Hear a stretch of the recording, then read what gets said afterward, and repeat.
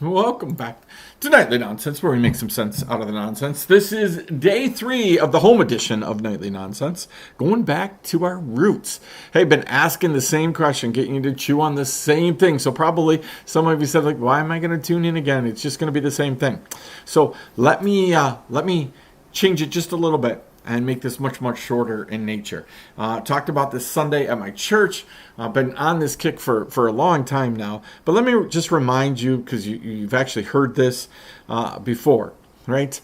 When I heard about the Hawaii fires, and I've heard about all the other stuff that's coming and going and doing, one of the things that just pops in my head all the time is the word suddenly. Suddenly is a crazy word in the Bible. Because suddenly in the Bible usually means it's had a whole bunch of time, right, to slow cook. God said, "Hey Abraham, I'm going to make you into a great nation. You're going to live in this land. Look around you, walk around you." But hey, 400 years, right? It's going to take 400 years for that to happen. God said, I'm going to make you my people, right? I'm going to do all these things. The people of Israel were made into slaves, right? They were serving Pharaoh in Egypt, building all kinds of things for him. But they started to cry out to God, right? Their misery, the Bible tells us, was seen by God. And all of a sudden, suddenly, God shows up in a burning bush to a man out in the wilderness named Moses. A man who had attempted 40 years earlier to stick up for his people and lead them in some kind of a way. We could argue whether that was just reactionary in nature, what he was thinking. We're not going to know until we get to heaven. But suddenly God showed up to Moses and said, "Okay, today's the day. Go back to Egypt and let's start." 400 years of waiting. Suddenly, bunch of shepherds sitting in a field one night. Suddenly there appeared an angel. But that suddenly was actually 4,000 years in the making. God had said to Adam and Eve, "Hey, I'm going to take care of this in my time." 4,000 years later, suddenly one night, angel shows up, tells the shepherds, "Hey, we're ready to go." Suddenly has happened. Suddenly occurs all the time, but usually it has this backstory. God has warned us, asked us, told us, promised us, done all kinds of things, and then suddenly it happens. God says, "I got something good for you, got something good for you, got something good for you," and boom. People who have been trying to have a baby for years all of a sudden have one. People who have been waiting for a promotion get one. People who've been looking for a house get one. People who've been looking for a spouse get one. Like, suddenly happens all the time. And it's funny because suddenly changes our lives. God warns. God tells us, hey. And then all of a sudden our life is turned upside down. When I think of the Hawaiian fires, that's what I think of. One moment, some of these people are sitting, doing business, right? Counting their day's money, whatever it is, right? They're selling stuff. Somebody made their last food item for people. Somebody served their last drink. And then they suddenly had to leave. And then they look back and it's all gone. Right? It's all gone. Suddenly. 1 minute, they're serving a coffee. The next minute, they're running for their lives. One moment, you're sitting at your desk at work. The next minute, you're being escorted out.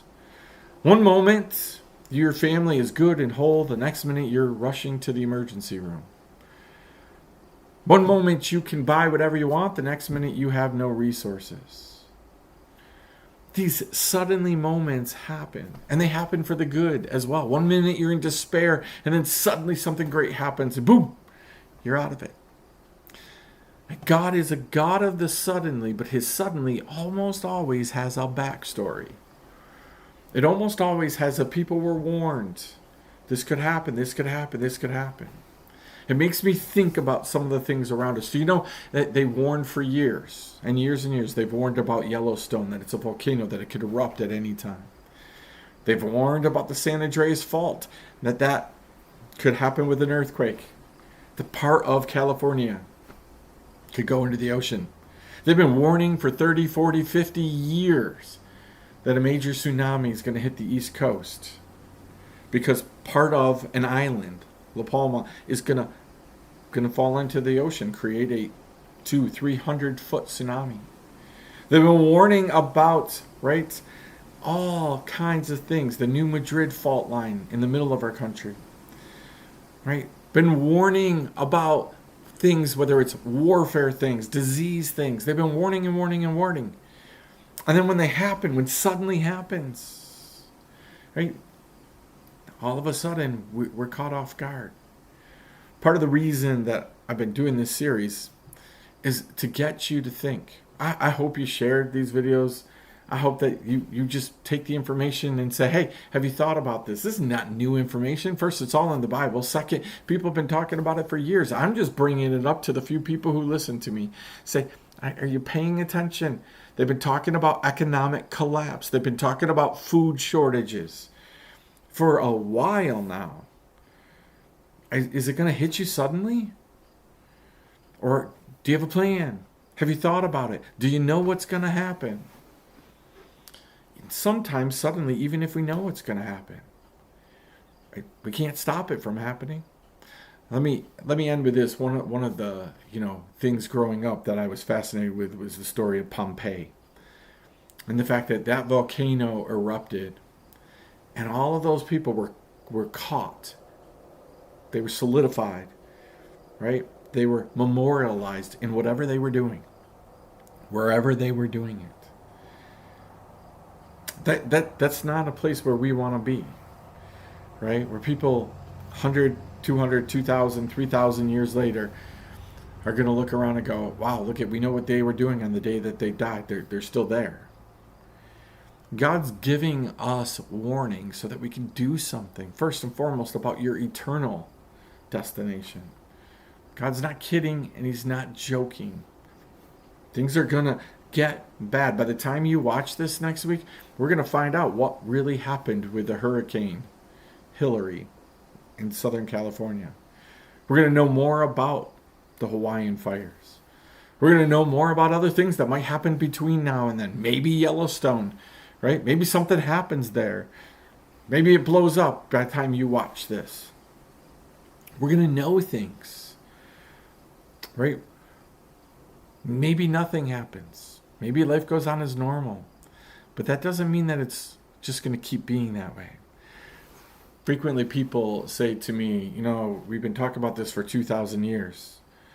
That's not an excuse to quit talking about it. God's back story, his plan, his background movements.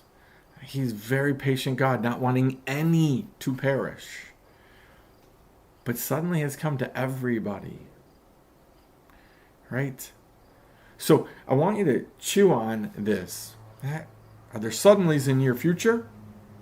Are there suddenlies in your present? Are there things that you need to just be paying a little more attention to, that you need to be chewing on? So rather than just saying, man, this is 3 nights in a row, Andy's been on this, he was on it all last week. Are you taking and going, why is Andy on this like this? Maybe we should be paying attention. Are you looking at the videos and tearing apart theology, and are you tearing apart what does this mean? What does this mean? He's wrong here and he's wrong there. Are you taking the whole idea? What the idea is listen, suddenly's coming for you. Are you ready?